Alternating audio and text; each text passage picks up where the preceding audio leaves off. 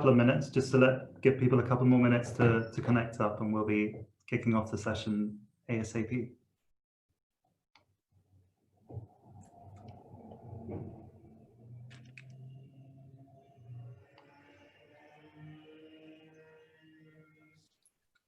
I can see the attendee numbers slowly trickling up. So just for those of you that have just joined us, we're going to be holding off for a couple of minutes before we kick off, just to let a few more people connect up.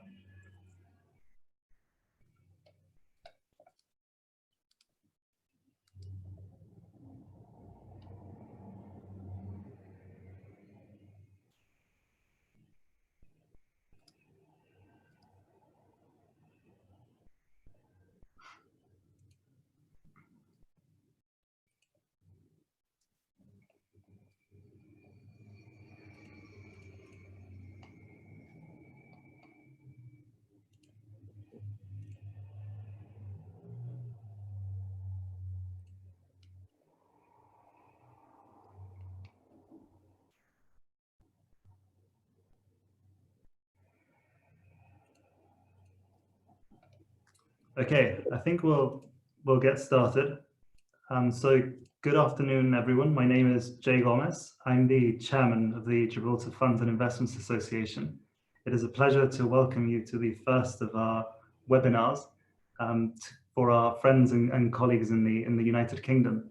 This is usually an important time of the year for our association and also for HM Government of Gibraltar, when in previous years we have joined you in London for Gibraltar Day and the surrounding events. Unfortunately, due to the ongoing pandemic, we're unable to be with you in person, but thankfully are still able to update you on the work that we have been doing. We have some great speakers today. We have Jonathan Garcia, a partner at Isola's law firm in Gibraltar, and also our association's head of technical, and Diala Minott, a partner from Paul Hastings' London office. Jonathan and Diala have been working on the legislation for protected style limited partnerships and for limited partnerships, and so there is really nobody better placed than them to deliver today's session. Finally, it has been a very busy year for us preparing for the end of the Brexit transition period, and I'm hugely grateful to Minister Isola, our Minister for Financial Services, and his team for their work and the close collaboration with our industry, which puts us on a great footing for 2021 and beyond. Part of that work includes the partnership legislation that is the subject of today's session. So without further ado, it is a pleasure to welcome Minister Isola. Thank you. Thank you, Jay. Good afternoon and welcome to you all, and a pleasure to have you with us. As Jay has said, unfortunately not in person, but at least technology has enabled us to connect and have this discussion this afternoon.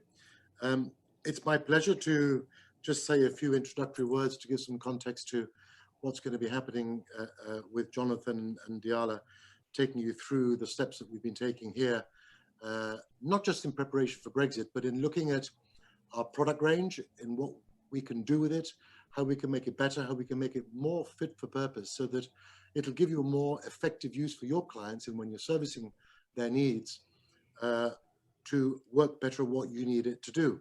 And part of the work we've done in preparation for Brexit, apart from the United Kingdom engagement with the government there, has been to look at ourselves and look at our new financial services legislation and in what ways we can make that better.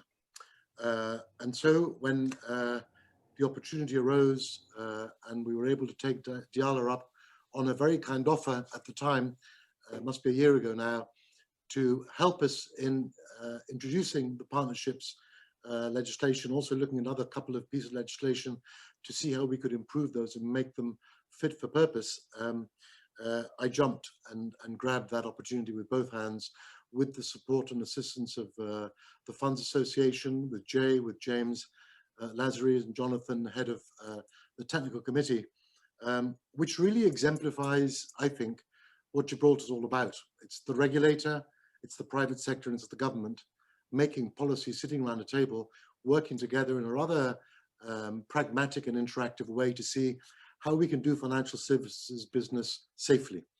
And I think that really is that agility and that strength that we have much better working together than individually is one of the key strengths and one of the aspects that I hope that the speakers today will talk a little bit more about when they get into their discussions.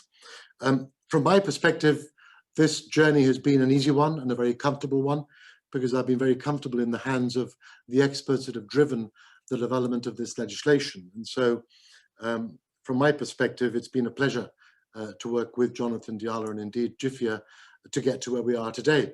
And I'm very pleased with the end result, and I think it'll be add an exciting new bow to the suite of products that Gibraltar Financial Services has. Indeed, not just in this, but in the other aspects of the work that we're doing, where we are building a dual regime for our funds industry, which will be UK facing and in that respect compliant with what we need to be compliant with, but also outside the EU now, obviously with Brexit, but also outside the UK, meaning rest of the world business. How could we compete with the rest of the world at standards that they compete with? So it's not having lesser or more, it's having what we call a dual regime, which can work within and outside of that UK market access. I think that's going to be able to provide us with a platform to compete with other jurisdictions. Traditionally, we haven't been able to, and I think that's quite exciting in itself. And also on top of that, obviously the UK access. We have been working now for 3 years with Treasury in London to secure the market access. Legislation is now going through the Houses of Parliament in the UK. We expect that legislation to come through late next year. Between now and then, we will continue on the existing arrangements that we have today, being the only bit of land in the world that has access to the United Kingdom financial services space other than the UK itself. So that's a privileged position that we have a lot of respect for in terms of the responsibility we take it with. Our financial services legislation is aligned, obviously, because we are both leaving the EU together. So we both have all the EU legislation in place. And over the next 12 months, we'll work with Treasury in looking at all the subsets of that legislation in the areas that we want to have market access for, to make sure that we have all our ducks in a row, that we're ready to go when the new legislation kicks in, which we expect to be in early 2022. So that is an exciting prospect for our private sector, for our financial services community, one that we're very excited about. I know they've been very supportive of the work that we've done to get there. So just another of the issues that we have had to deal with this past 12 months with the pandemic and with Brexit coming to a head just weeks away now. So I leave you with those introductory words in the hands of Jonathan and Diala. I have to take the opportunity to say thank you, Diala, thank you, Jonathan, thank you, Jay, for your support in getting us to where we are today. As they say, we couldn't have done it without you. Those words couldn't have been truer said. So a huge thanks from my part personally, and also from the Government of Gibraltar for the work that you've done to get us where we are today. So have a great session. Forgive me for leaving. I've got another couple of press engagements to deal with before the afternoon is out. So I will quietly skip away and say many, many thanks, and also have the opportunity not to take any questions, which is always welcome. So I leave that to you. Thank you very much, and have a good afternoon. Thank you. Thank you, Minister Isola, for joining us. It's very kind. Have a good afternoon. Bye. Bye. So as the Minister has mentioned, he mentioned the dual regime, which will hopefully be the subject of our next webinar session. But for now, without further ado, it's a pleasure to welcome Jonathan and Diala for the rest of this session. Please feel free to submit questions during the course of the session via the chat function, and Jonathan and Diala will address those whenever they can. Thank you. Thank you very much, Jay. And even though the Minister has had to drop out, I think it's definitely a big thank you to Minister Isola as well for his implacable support to Garcia and the wider funds industry. And the reality is that without his support, none of this would have happened, and definitely not at the speed that it has. So obviously, thanks to everyone who's managed to join us. Now, we do have obviously quite a bit to cover today. So I don't really want to spend a lot of time on the current regime or sort of that general background. But I think it's probably it's probably right that I just go over a few points just to be able to set the scene on the discussions that will be forthcoming. So we're dealing with, so we currently have a limited partnership regime, which is around close to, I think it's 100 years old. And during that time, there's actually been little by way of amendments to the regime. So obviously there's been a few amendments, and we'll go over that separately. But I think the reality is that obviously we're dealing with a regime which was enacted at a time where investment funds were actually not contemplated. I mean, look, it's fair to say that investment funds have plugged into the limited partnership regime, but I think and I suppose it served them well for obviously for some time. But I think it's been more out of, I suppose, necessity rather than by design. So I think against that context, I think these changes come at a very, very good time and are very much welcome. I mean, I think Diala will go into this in a bit more detail, but as we were obviously reviewing the legislation, we obviously took various approaches. We considered other jurisdictions, see how they had dealt with different issues relating to their limited partnership structures in response to market demand. I mean, what was actually very, very clear was that there was no sort of uniformed approach. I think every jurisdiction did things differently, either on a wholesale basis or as and when the market required. I think this motivated us to in effect throw the sort of current rule book out and almost start afresh, start with something sort of different, and very importantly, that was actually truly purpose built for the investment fund industry. So I think that's really it on the background. So I think I'll probably hand over to Diala now, and maybe she can take us through how I suppose the conversation started with Her Majesty's Government of Gibraltar. I suppose what sort of her I suppose instructions were and what the outcomes were. Over to you, Diala. Thank you, Jonathan. Thank you. Yes, I was very kindly invited by the government of Gibraltar to assist in their financial legislation, and really my mandate was to try and make it as competitive as possible. And really that involved looking at all the jurisdictions around the world, particularly obviously Europe, but to have a look at those different types of fund structures, but really focusing on limited partnership and seeing how the limited partnership for Gibraltar could be not just updated, but made competitive. And when you look at the other regimes in other countries, you can see it's very timely, because we have other regimes such as Luxembourg who took advantage of AFMD to do their tidy ups. I think they were one of the first European jurisdictions to do that. And they based theirs off the UK, but then improved it. Unfortunately, the UK is still lagging behind, but hopefully that will happen soon. And then we also have Ireland and their limited partnership regime, which is also being overhauled as well. So it's pretty timely. And what we did was really have a look at all the different jurisdictions and look at the limited partnerships, and to really identify what are the key advantages that not just asset managers want, but what do investors want? What are investors asking for? So that we could really draft the legislation with an eye to who the ultimate investor will be. And it's quite a nice opportunity to do that when you've got, as Jonathan mentioned, sort of a blank page, and you're able to actually make quite significant changes without necessarily having to tweak a very old piece of legislation. Most of the legislation, limited partnerships around Europe, are about 100 years old. Some of them are pretty hard to amend. I think in this process, as Jonathan mentioned, it was done very, very quickly. And so my instructions were to try and make it as competitive as possible.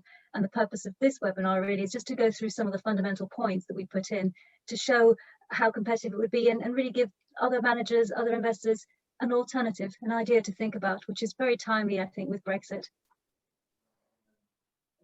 Yeah, thank you, Diala. So I think what I think we'll probably do is the way that we've actually structured this is that we've actually picked sort of the four main aspects of the new framework to actually go into sort of more specific detail. So so the key changes are as follows, and we'll go over all of these in turn. So we've actually created what are commonly referred to as safe harbor provisions for limited partner investors. This basically allows limited partners to actually take part in the management of the limited partnership without forfeiting their limited liability shield.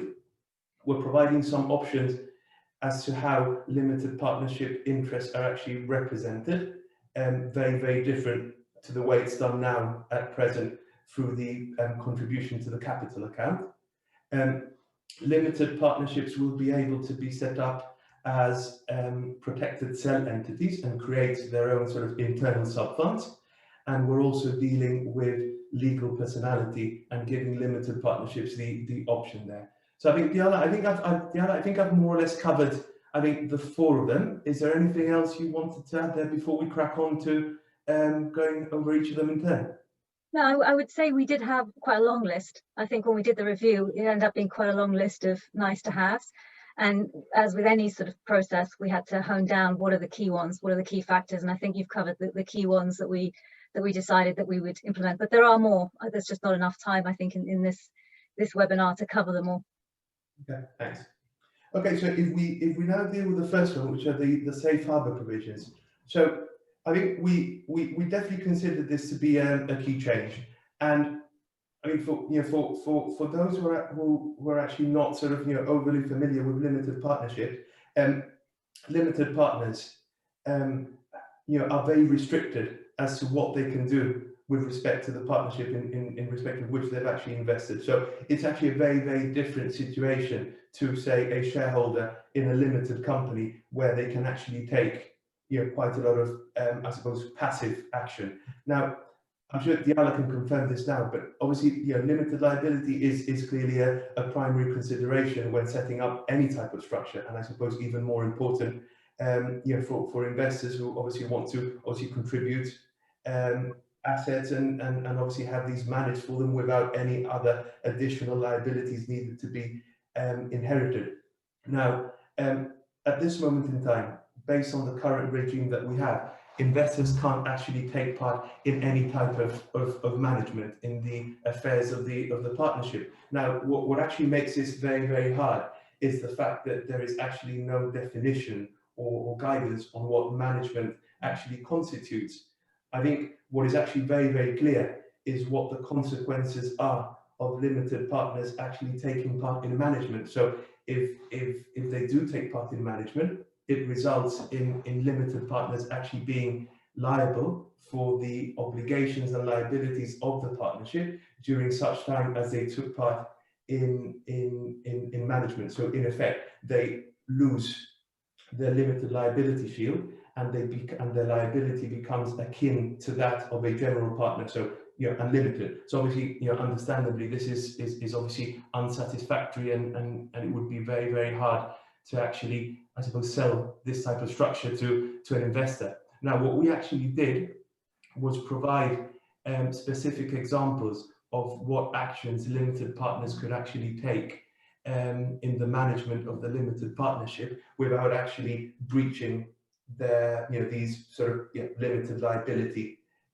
provisions. So there's actually a long list of them. So obviously it won't be possible to go over all of these, but I think the most important ones are that they can, for example, or they will be able to discuss investment opportunities. They would be able to form part in advisory committees. So they will have a much more inclusive role, which I think is what's expected nowadays by investors and managers. So I think, Diala, just obviously giving that background, perhaps you can take us through sort of your thinking and your rationale as to why this was such an important change, and I suppose whether you felt that not having this, whether this really did place the Gibraltar structure at a disadvantage in comparison to others.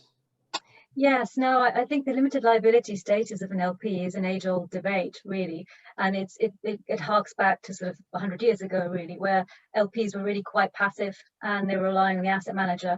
And we live in a different world now. The LPs are very sophisticated. They have teams of sophisticated experts. They actually want to be involved in the asset selection. Some of them want to co-invest more and more. Most of the LPs now are coming from a variety of jurisdictions. You've got very smart US investors who are expecting a say in how the asset pool is managed.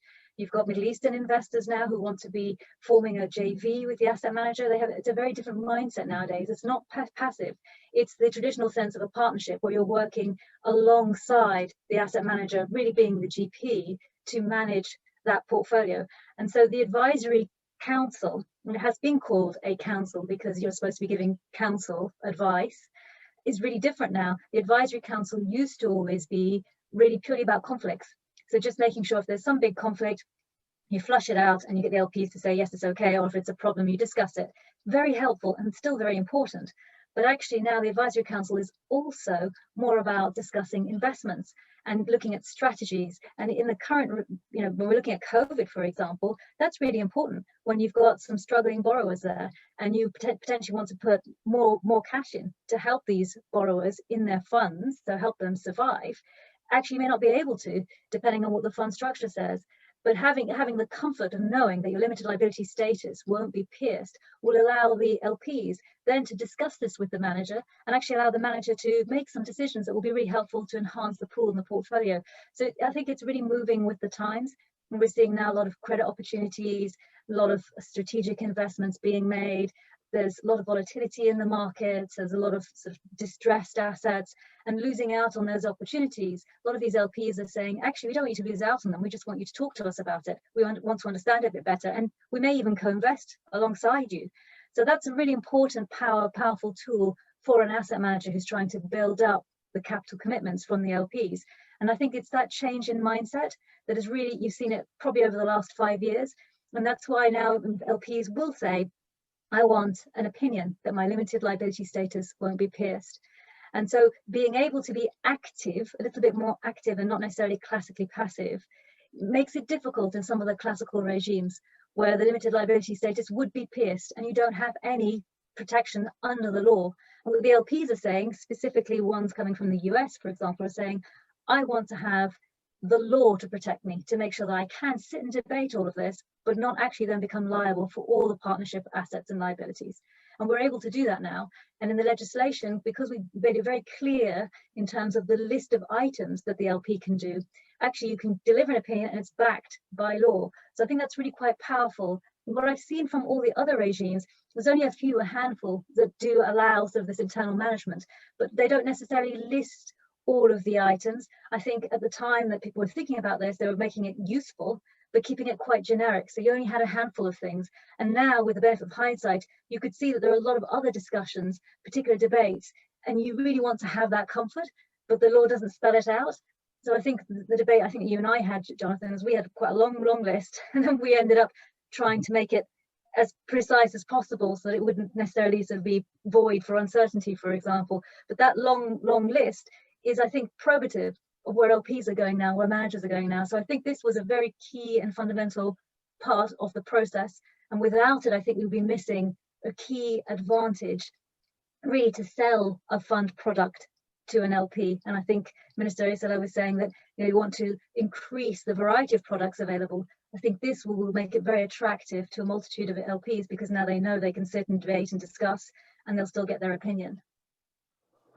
Thanks, Diala. That's very helpful. I mean, I suppose one question from me. I mean, if you're comparing, obviously we won't go into naming particular jurisdictions, but if we were to compare jurisdictions on this particular point alone, I mean, obviously, clearly, it's obviously an important factor. I mean, do you think it would be one of the deciding factors when choosing one jurisdiction over another if one jurisdiction had a more, I suppose, well thought out sort of safe harbour list, it was another wasn't as robust? I think it would. And the reason for that is because we're finding a lot of LPs are asking their sort of general partners to come in partnership with them in what they call joint venture vehicles. So they want to be in partnership with you, but in a fund structure. And I think the only way to be able to deliver that really is to be sure that you can give them the opinion they need. And if you don't have that certainty in the law, then it becomes more of a reasoned opinion. It's a reasoned discussion. And I think that grey area is often quite a difficult position for a manager to take. So I think this will be, very, very competitive for other managers to think about and other investors to think about, because it just eliminates that question and that slight uncertainty. And I think having it sort of backed up by law will be very, very helpful as well. I think when you look at other European jurisdictions, you're right, there are some that do have some pretty good safe harbours, but I suppose they were updated a while back, so they didn't necessarily have the benefit of hindsight to see how more activist LPs are now. And also, I suppose, with the benefit of hindsight a little bit, what we're going through now is really demonstrating that the new LP base really does view itself as helping in terms of helping the manager select the assets, manage the assets. They still want the expertise because they don't have the expertise themselves, but they want a say in it. So I think it will make a difference. Very good, thank you. I think we've got a bit, quite a bit to cover. So I think let's maybe move on to the next one. I think probably we could talk about this for many long hours. Yes. So I think if we move to the debt and equity instruments, so yes, the second point that we sort of just raised at the beginning was limited partnership interest. So again, at present, because obviously the law that we have now is the one that obviously that we have at present, contributions by a limited partner, by an investor, are actually represented on a limited partner's capital account. So I suppose this, let's call it, is the traditional way of representing a limited partner's interest in a limited partnership. Now, what we've actually done, and I must confess that even though I'd obviously seen or sort of read about it at a very high level, it's definitely something very unusual and unique, and something that I wasn't very familiar with. So what we've actually done here is actually allow the limited partnership interest, so the contributions to the limited partnership, to be represented not only in the traditional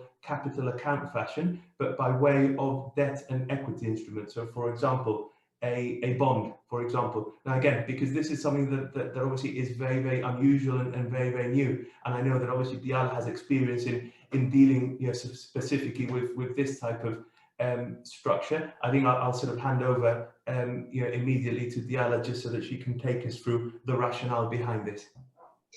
Yes, sure. I think what managers have been looking for, really, I'm looking from a GP hat here. What they're looking for is the holy grail of one platform that can do everything, because they don't want to set up several funds that are doing all different things. It's costing them quite a lot to operate. And many managers are saying to me, well, look, I've got one fund, but it's got 5 or 6 other sort of structures in it, the feeders. So it becomes quite complicated. So they want one platform where they could use that platform efficiently for multiple structures. And in order to do that, some of the LPs have particular requirements. So you'll have some of the Japanese investors, some of the Canadian investors, some of the French pension plans, they require a bond instrument. So they want exposure to, for example, private debt, and so they can allocate to it. But when they go to their home regulator is saying it has to be a debt instrument. So an LP interest won't work. And that's why a bond will actually do the trick for them. But being able to then say, oh, I've got a German investor, and the German investor needs an equity interest. He can't hold a bond. What do I do? Do I have to set up a separate vehicle? In this case, you'd be able to cater for both those types of investors out of the same platform, because you'd be able to give an LP interest to your German investor and a bond to your French pension plan. And it'll be out of the same vehicle. And that, I think that's quite interesting. Not many jurisdictions can do that. There are some that can, but I think what's interesting with that is that it opens up a whole host of opportunities for the manager to be able to cater to an LP's interest without necessarily having to put complicated vehicles in place. So at the moment, the way it would work is you would have your main LP fund, and then you'd have a repack vehicle, another vehicle on top. And then that repack vehicle will have new service providers, so it'll eat into your AUM, it eats into the return for the investors. But if you could do it out of the same fund, you sort of eliminate that layer, and then you can try and just work on the structuring to make those LPs happy with the instrument they're holding. But a lot of the fund regimes don't cater for it, because they see the debt and the equity as 2 separate instruments. And I think that's what's interesting, the fact that they are 2 separate instruments, but they're coming out of the same vehicle. But it really helps for structuring. And one of the other things I wanted to make was some LPs need some Solvency II structuring right now.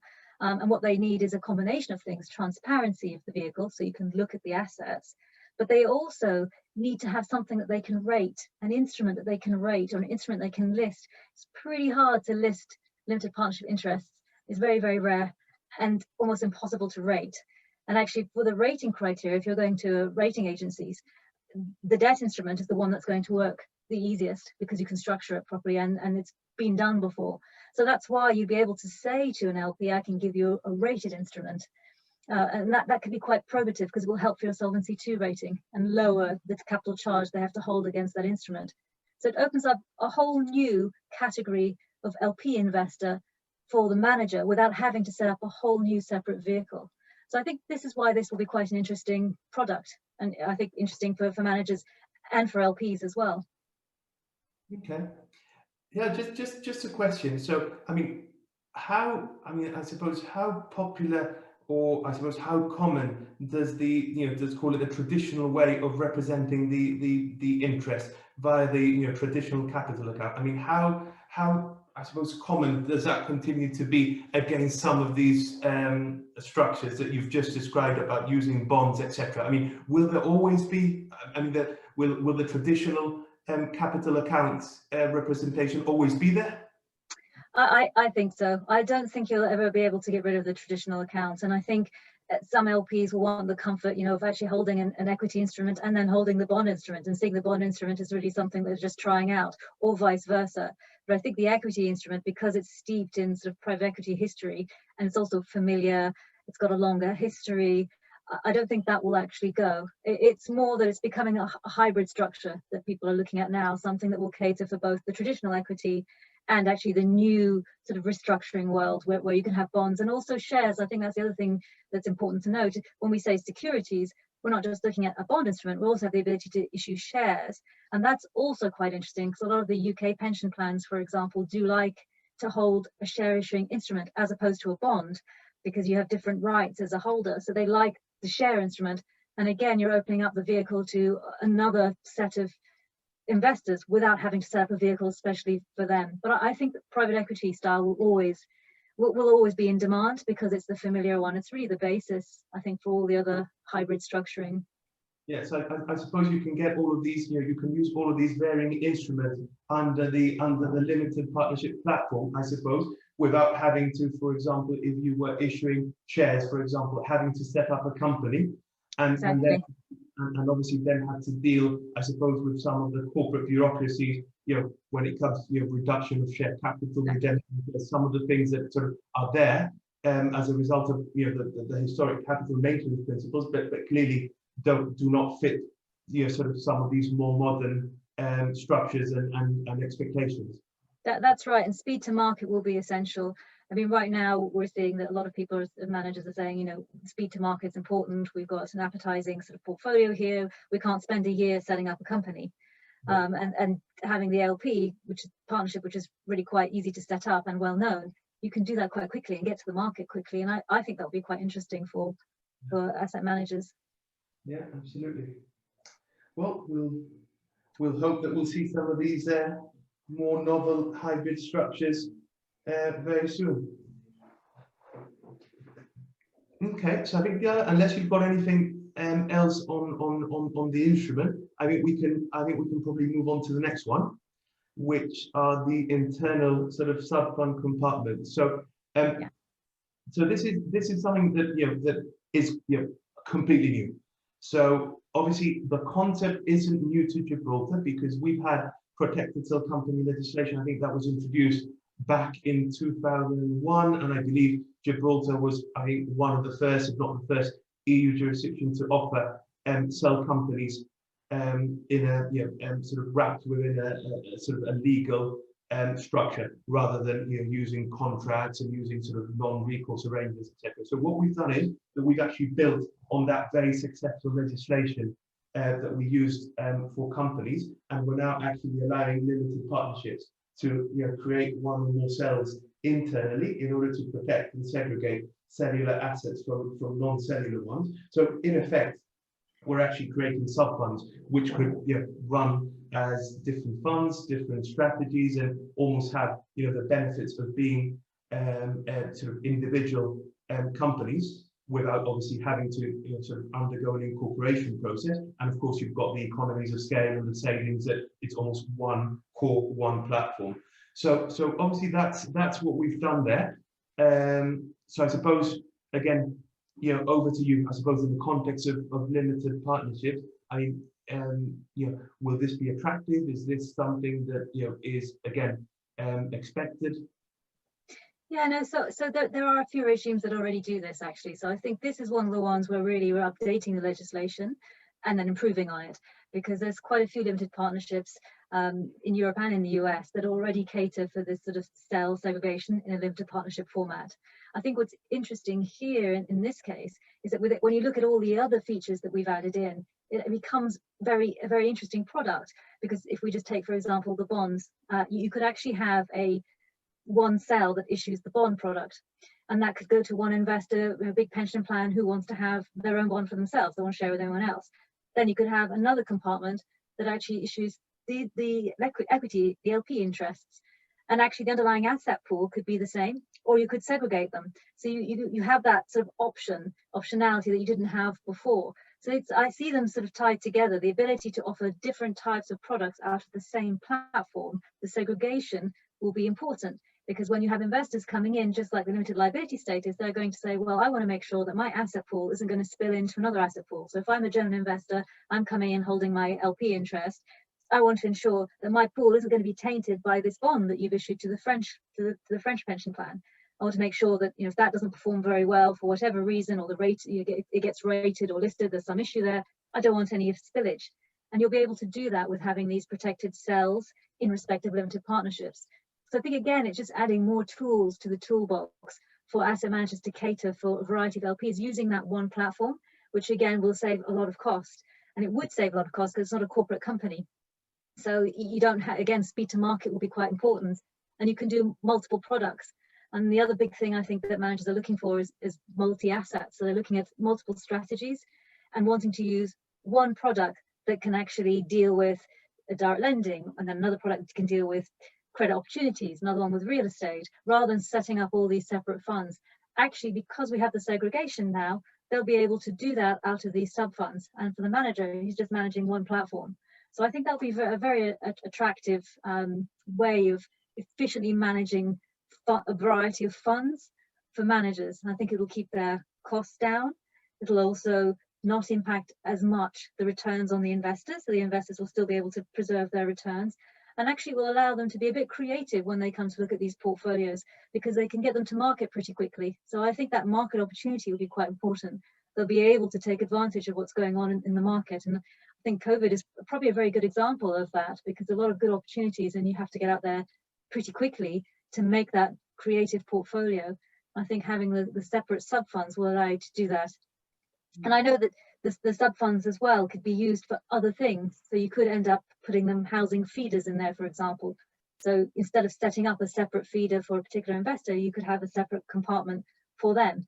So again, you can offer that as part of your product and say, if you want to come into my fund, but you want to have your own feeder, you can use a compartment in this platform that's already established, already has its service providers. We've already had the headache of having to launch it. So I think it will make quite an interesting discussion. So another tool in the asset manager's toolbox, which will really help with being creative in today's climate, I think. Yeah. And yeah, just from sort of my own experience, and obviously, like I said, the companies protected cell companies legislation has been enforced since 2001 and has become very, very popular. But it did take its time in order I suppose managers to feel that it was robust, and for very, very simple reasons. We obviously have specific law which deals with that. It's robust. It's been tested in courts even outside of Gibraltar in a very, very positive way. But of course, one of the questions that a manager may ask is, look, this may be recognised in Gibraltar, but of course, Gibraltar has no control as to how those cells are treated outside of Gibraltar. So, will priorities be, the priorities set under the PCC Act, will that be honoured? Will a cell be actually recognised as a separate compartment? Now, I think obviously as things have matured and different jurisdictions have established their own cell legislation, I think the industry as a whole is actually much more comfortable with these, especially as there's been obviously some, these have been sort of tested judicially. Now, in your experience, based on the managers that you've sort of worked with, I mean, are you seeing any of those concerns anymore, or is the cell company simply just, a vehicle which is just chosen as a matter of course without those sort of questions being asked? Is it just simply an additional, I suppose, mainstream vehicle now? That's an interesting question, actually. I have seen it being questioned. Mostly by sort of Middle Eastern investors, actually, in particular.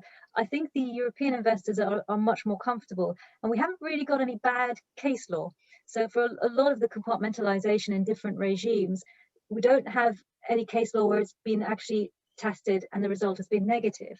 What LPs have been asking for is saying, is there any case law around this where perhaps we'll pierce your sort of segregation between the compartments? there actually isn't any case law in the jurisdictions that we've looked at that show that it would be pierced. But it is, I would say, still untested, because there hasn't been like a big case, to my knowledge, where this has been completely tested, especially where you're looking at potentially US investors coming in and how the SEC would preserve that on a bankruptcy, for example. But because it's been so long, some of these cell companies in other jurisdictions have been going on for such a long period of time, and there hasn't been a test case, most LPs are comfortable on that basis. But I have seen some of the new sort of sovereign wealth funds who are coming into the European market asking that question and wanting a bit more comfort around it, which is why it's also important that it's built into the legislation, because that does give them comfort, at least from one side. Yes, it doesn't from the foreign jurisdictions about how, you know, a US court would look at it, but it gives them comfort in the jurisdiction of the actual fund itself that would be preserved. So I think that's quite an interesting debate. I think more people in Europe are comfortable. I would say some of the new investors coming in from, and I think primarily around sort of the Middle East, still have questions around that. So they still potentially like to have their own separate fund. I think it's just a bit of time, really. You know, as with any new product, once you've got, you know, one or two big names using it, people do sort of move in by, you know, by market practice. Once there is a market practice and you see a few names using the product, it sort of becomes the market practice without a risk attached to it. And investors get more comfortable with that because they know they've got a whole slew of other, you know, big names behind them who've also used the same product. It's an interesting one, and what I have seen is some managers are sort of, before they start using a new product, and I'll give an example. For example, when the RAIF in Luxembourg first came out, I remember a lot of managers were looking and counting up, you know, how many RAIFs are out there and who was the name, what the name of the managers doing it. Now there's quite a lot of them, and people are, I think, on the whole, largely comfortable with them. But when it first came out, people weren't, and they were looking to see who's testing it, who's using it. I think it's the same with any new product, even in the sort of structured products side of the spectrum. When securitization vehicles came out with issuing bonds, it took a while for people to get comfortable with that. So I think with any product, it will probably take a little while. But I think we've got a bit of a head start, because the idea of compartmentalization, as you said, you know, for cell companies from 2001, it's been around, so it's not a new concept. Yeah, absolutely, absolutely. I mean, as you recall, this is specifically why we wanted to keep the legislation for the LPs as close as possible to that of the company, specifically because there is some precedent there and it has been tested. So I think it just makes any argument on its robustness just far easier if we're dealing with something that has already been tested before. Yeah, I agree, and I think with any new product, you know, once you start improving on it, it just needs to be tried and tested and then developed. And there'll be tweaks along the way. With any piece of legislation, there's always refinements that will need to be done. And I think, you know, given the process that we've been through, any refinements that needed to be done, or, you know, as a result of what we see in the future, can be done to the legislation. So it's very much, I think it's quite dynamic to think of it in that way. Yeah, absolutely. I mean, Diala, because we're obviously getting quite close to the hour, I'm conscious one more sort of topic to deal with, and then hopefully I can already see some questions being posted, so we'll try and get through as many questions as possible. Obviously we'll try and answer as much as we can, but if not, we're happy to, you know, sort of deal with any questions sort of offline to the extent that they remain unanswered. So I think without further ado, if we move on to the final element of the new framework, so this concerns legal personality. So funnily enough, we said at the beginning that we were dealing with a, you know, sort of close to 100-year piece of legislation with few amendments. Now, very interestingly, amendments were made, you know, some time ago, no doubt to some, you know, sort of reacting to some kind of market demand, and actually made Gibraltar limited partnerships actually have legal personality. So again, I'm not particularly sure of the reasons, obviously, why that happened, but many jurisdictions, even years after, followed suit. I think an example of this is, if I'm not mistaken, the Scottish limited partnerships, for example. So at this moment in time, legal personality is actually mandatory under the current framework.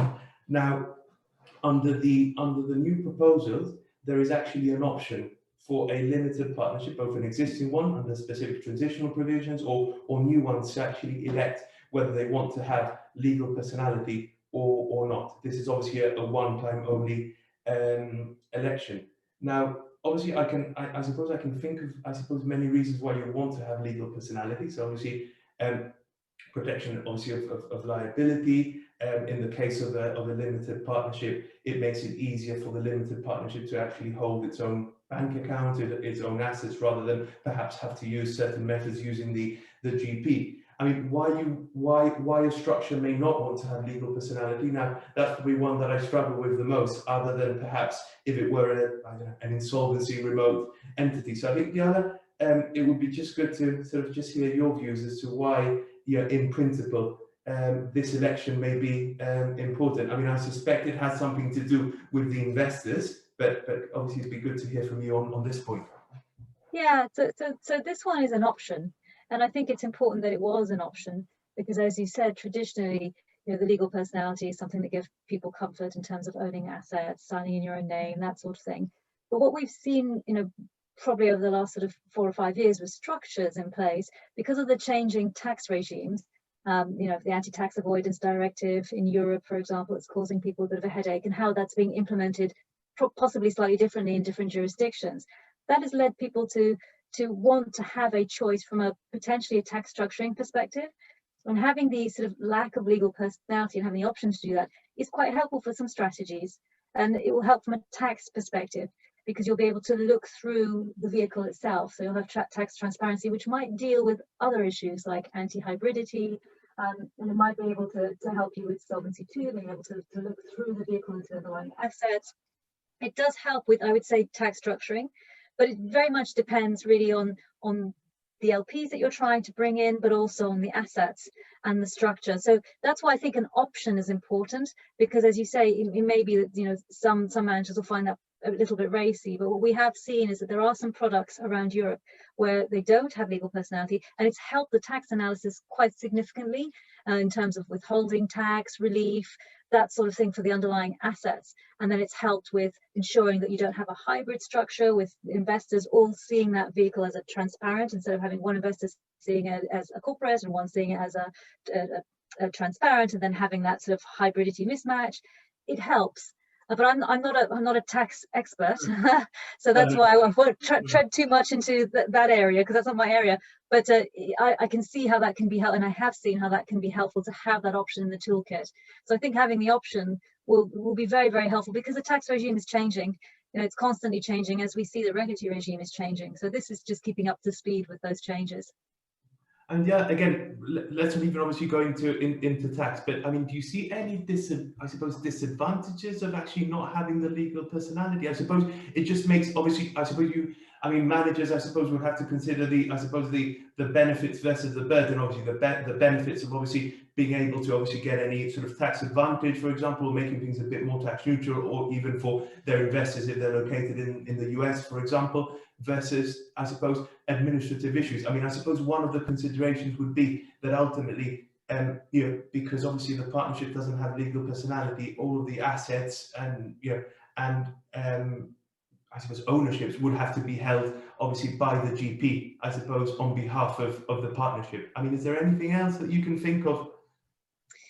I mean, not yet. I think these are the things that we could possibly work through in the legislation to see, because there are a few regimes that do deal with this, and you can, but it's dynamic, and you probably can make a few tweaks to the legislation. But again, I think having the option is important, because it's actually pretty difficult for all of the reasons you've mentioned to make it completely soundproof. And so it may work, and I'm thinking it works for sort of one type of fund, not necessarily for multiple funds, or if you've got leverage, it might make that difficult. But I think that is probably an ongoing project to try and refine it to really cater for all the questions that LPs will have and that managers will have around that, around the sort of the assets and how you deal with it if there should be a problem or dispute. If you've got the umbrella fund, if you've got an umbrella limited partnership, how would that work between the different asset pools that you've got? I can see how there's probably still a little bit more of a debate on that one. Of course.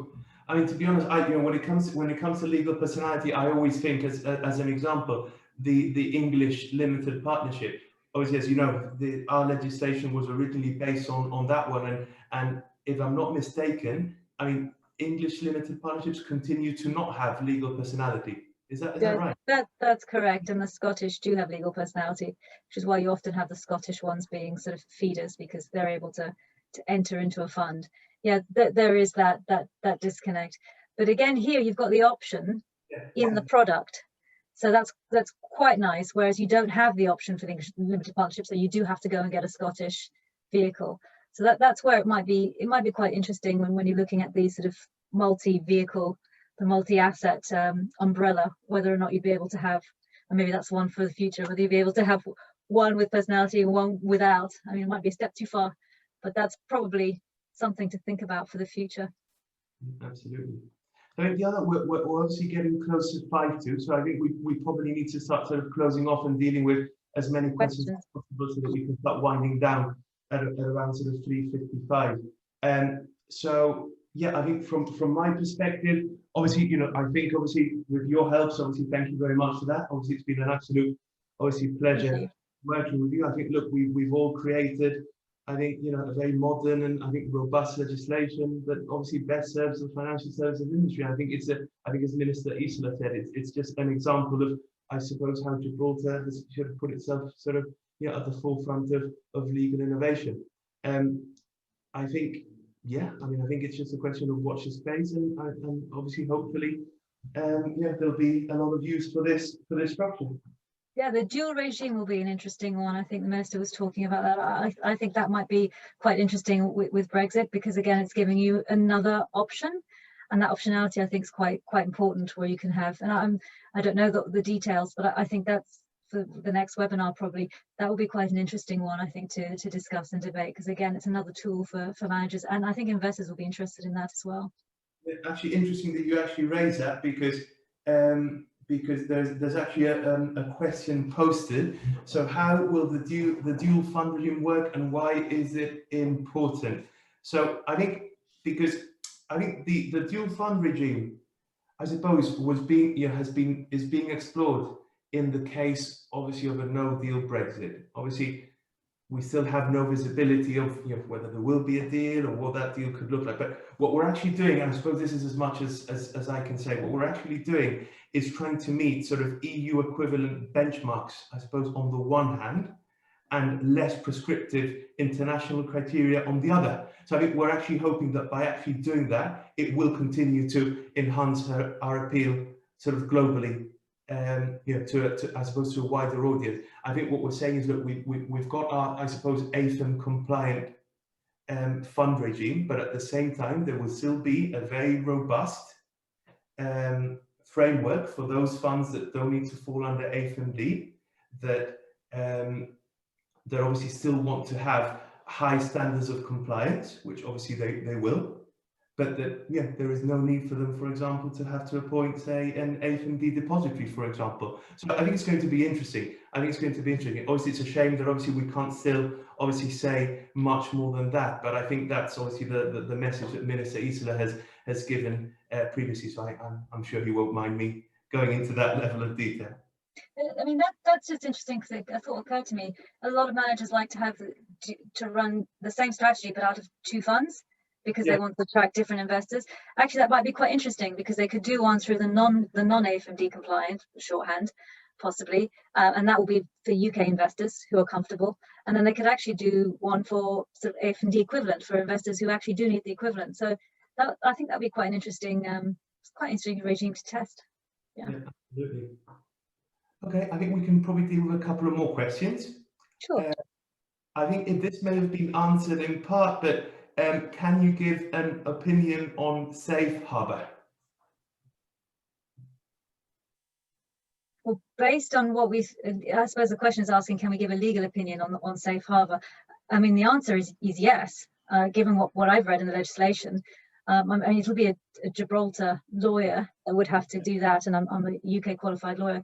But from what I've read, it would be pretty hard not to, because I think it's pretty clear. And we spent a lot of time trying to make it really precise, didn't we? Absolutely. Yeah, I think absolutely from a Gibraltar perspective, yeah, look, absolutely. Yeah, would you be able to deliver the opinion, I suppose, is the question.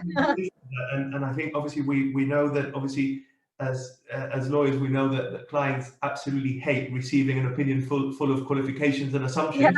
But I very much hope with the help of this regime, we could probably reduce those significantly.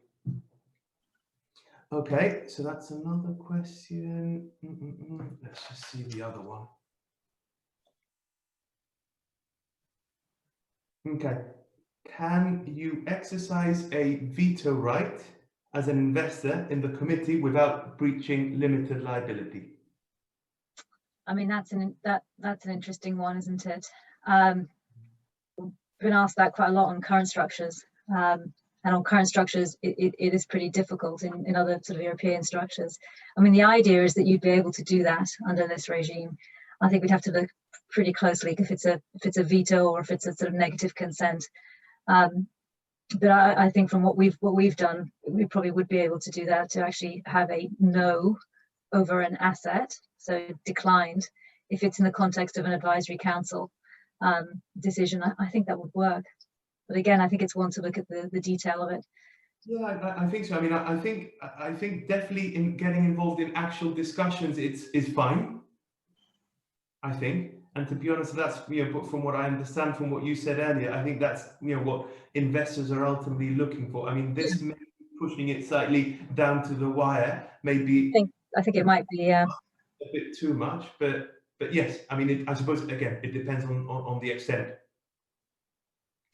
Yeah, and there are ways to structure it so you can still get that sort of, if you can't get a veto, you can look at excusal rights. So there's ways you can structure around that to get the same result. And really, I think the investors want the ability to have an open and frank discussion and see the credit papers and that sort of thing on the asset. Yeah, obviously I've been going through all of these in order, but I think we'll probably have time for one more. I think there are some of them. I mean, I think to all the participants, if there's any questions that obviously you want answered, obviously feel free to email to the GIFIA info page, and we'll make sure that we answer those offline.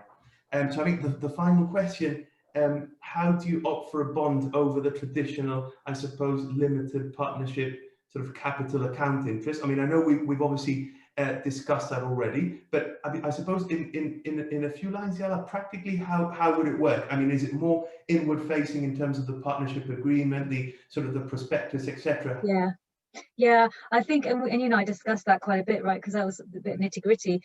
It would be done within the limited partnership agreement itself, and it would cater for the issuance of securities, and a security would be a bond or a share.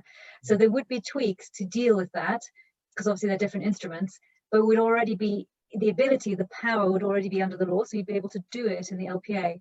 So you wouldn't have to necessarily import all of the corporate law sort of formation descriptions into that LPA, but there'll be some tweaks because it's a corporate instrument, but it would already be pre-baked in the LPA terms, and then you'd have a provision which only gets enacted when you actually elect to issue that security to an investor. So, and you'd have a whole slew of provisions around how that would work. So interesting things like voting, we try and make parity. So voting, if you're holding a security and you're holding LP interest, the idea is that you'd have parity in terms of how you vote, how decisions are made, so there should be no differences there, but probably in how you deal with sort of the capital account concept, and then how you deal with the issuing of a bond, that will all be dealt with within the LPA itself. Correct. Okay. Well, I wish we could stay around for more questions, but I think we'll probably have to answer those offline. So obviously, sorry those questions that we haven't been able to answer. But look, obviously, thanks very much for everyone that's joined us. I hope you've enjoyed it as much as I think Diala and I have, not only in obviously all of the journey, but obviously in putting all of this together. And look, I think watch this space, and I'm sure we'll be obviously discussing a lot more sort of topical issues on this matter in the near future. So obviously have a great afternoon, everyone, and thank you very much. Thank you. Thanks, Diala. Thanks, everyone. Thank you, Jonathan. Thank you.